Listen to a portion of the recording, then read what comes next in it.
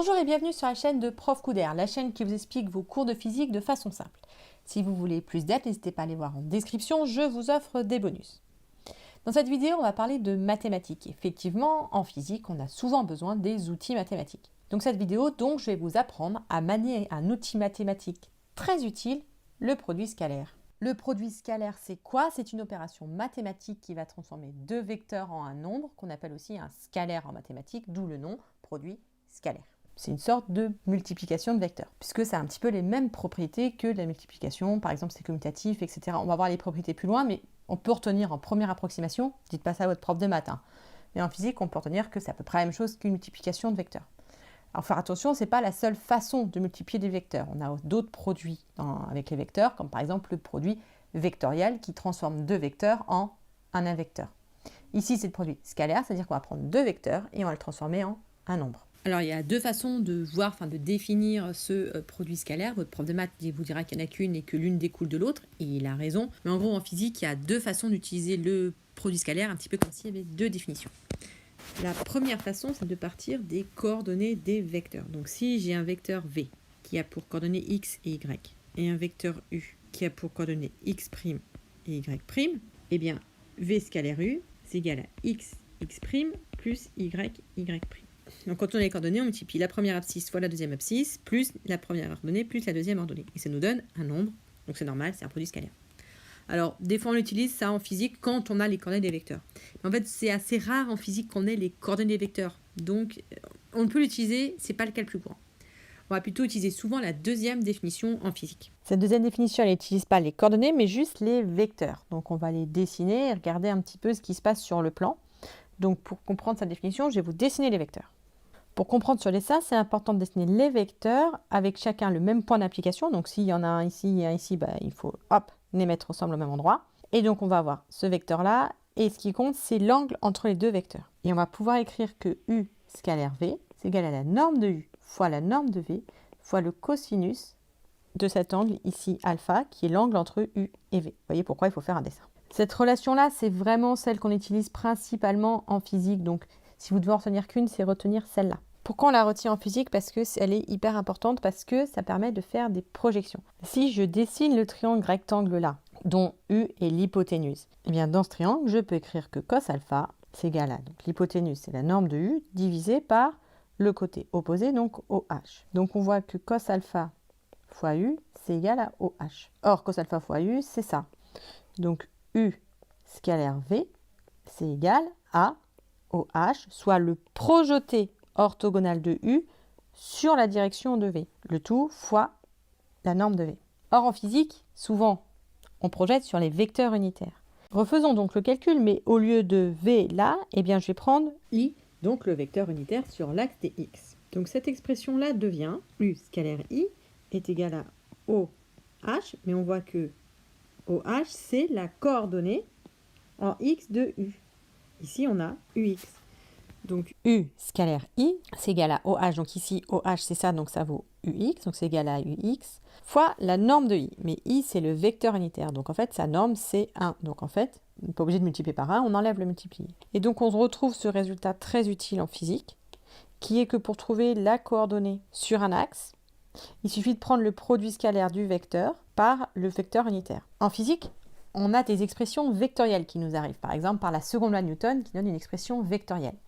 Or, les vecteurs, c'est difficile à manipuler, donc on a envie de revenir à des expressions scalaires pour pouvoir faire des applications numériques et avoir des nombres.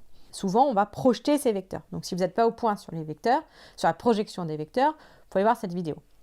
Mais on voit qu'ici, en fait, pour avoir les coordonnées des vecteurs, il suffit de prendre le produit scalaire fois le vecteur unitaire. Donc, vous allez voir que le produit scalaire par le vecteur unitaire, c'est quelque chose qui arrive très souvent en physique. Passons maintenant aux propriétés les plus utiles du produit scalaire, ce qui va nous servir vraiment tout le temps en physique.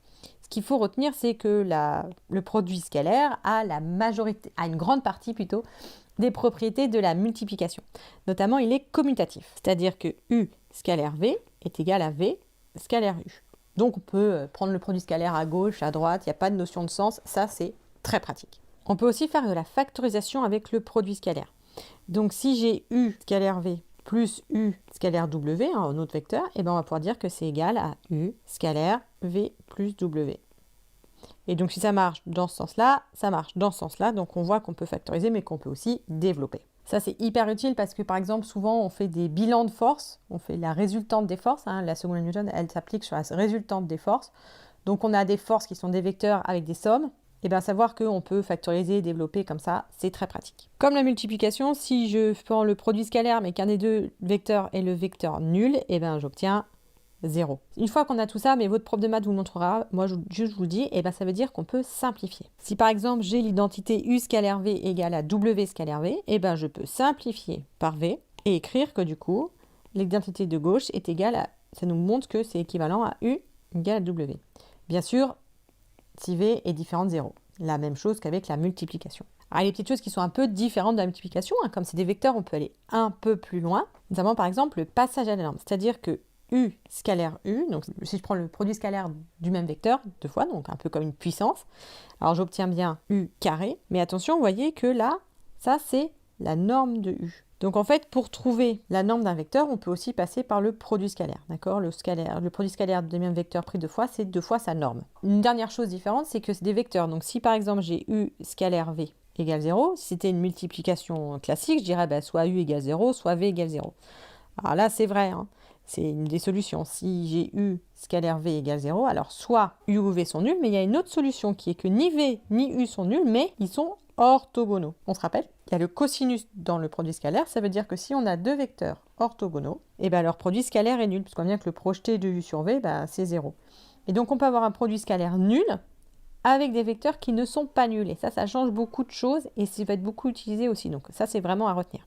Donc voilà, donc je vous conseille de retenir ces propriétés. Ça, c'est vraiment comme la multiplication classique. Et ça, c'est un peu différent parce que vous verrez, ça vous servira beaucoup dans les calculs. Enfin, je vais finir par revenir à la physique. Donc la question, c'est quand est-ce qu'on rencontre ce produit scalaire quand on est en cours de physique. Le premier endroit où on le rencontre, c'est quand on parle de travail d'une force. On se rappelle, sur une trajectoire rectiligne avec une force constante, on peut écrire que le travail de F, c'est AB scalaire F. Donc on retrouve bien ici le produit scalaire. Dans le supérieur, quand on n'a plus de force constante ni de trajectoire rectiligne, on a la version locale de cette expression avec les différentiels qui apparaissent et on a bien F scalaire dl. Donc vous voyez, c'est encore un produit scalaire. Donc dès qu'il y a le travail, il y a le produit scalaire. Le produit scalaire, ça sert aussi à trouver les coordonnées d'un vecteur. Vous vous rappelez ce qu'on a dit. Donc si par exemple je veux trouver la coordonnée sur x d'une force, je vais écrire que f de x c'est égal au produit scalaire de la force vectorielle f fois i, où i est le vecteur unitaire sur x. Et enfin, ça sert à passer d'une relation vectorielle à une relation scalaire. Donc, par exemple, la seconde loi de Newton est une relation vectorielle, et pour avoir le scalaire, on choisit un vecteur, n'importe lequel, on prend le produit scalaire sur ce vecteur, et tout de suite, on a une relation scalaire, c'est quand même assez pratique. Donc, c'est quelque chose qu'on fait souvent. Vous voyez qu'en fait, toutes ces choses, des choses qu'on fait assez souvent, et donc en fait, on utilise assez souvent le produit scalaire. Pour résumer, le produit scalaire, c'est une sorte de multiplication qui va transformer deux vecteurs en un scalaire, un nombre. Ce nombre sera toujours un réel en lycée. Ça se comporte plus ou moins comme une multiplication standard. Et si on a les coordonnées des vecteurs, on peut écrire que U scalaire V, c'est égal à x, x' plus y, y', où x, y sont les coordonnées de U et x', y', les coordonnées de V. Si on n'a pas les coordonnées, ce qui arrive le plus souvent en physique, on peut écrire que U scalaire V, c'est la norme de U fois la norme de V fois le cosinus de l'angle entre U et V. En physique, on se sert pas mal du produit scalaire, notamment parce que c'est utile pour trouver les coordonnées des vecteurs. En effet, la coordonnée du vecteur U sur X, c'est égal à U scalaire I, où I est le vecteur unitaire sur l'axe X. Voilà, j'espère que cette vidéo vous a plu. N'hésitez pas à liker si c'est le cas et à poser vos questions en commentaire si quelque chose n'est pas clair pour vous. Et si vous voulez de l'aide pour travailler vos cours, n'hésitez pas à aller voir en description. Je vous offre un petit cadeau pour vous aider.